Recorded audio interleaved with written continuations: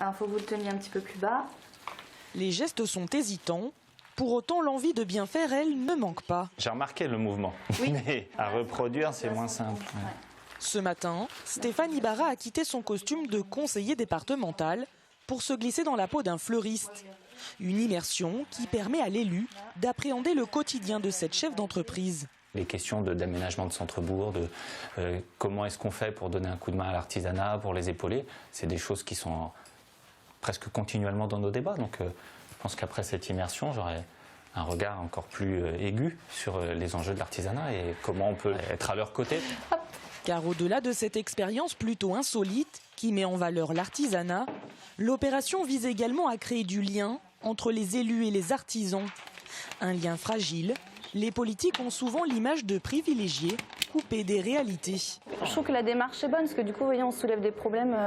Voilà, moi j'ai l'impression qu'on ne regarde pas ce qui se passe chez nous. Et M. Ibarra, il dit, mais si, c'est vrai que regardez, si aujourd'hui on regarde ce qui se passe chez vous parce qu'on vient chez vous. Donc c'est super bien. Voilà, donc là on est écouté à un moment donné. Bonjour monsieur.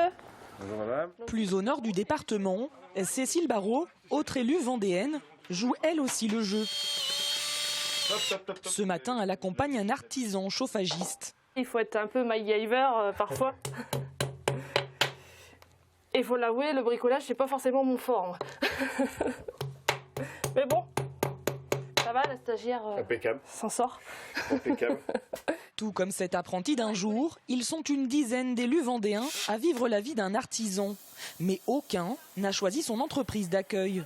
Les responsables politiques ont été répartis en fonction de leur canton. On a pris un choix d'élus qui pouvait être sur l'ensemble du territoire de la Vendée pour pouvoir couvrir tout le territoire, puisque sur le territoire de la Vendée, les différentes parties entre la côte, le bocage, le sud sont très diversifiées. Donc ce qui était important, c'était de voir la vie des entreprises, mais dans les différents lieux. Organisée pour la première fois en Vendée, l'opération Artisan d'un jour qui a démarré mardi se poursuit la semaine prochaine avec la participation notamment de 2 députés et d'un sénateur.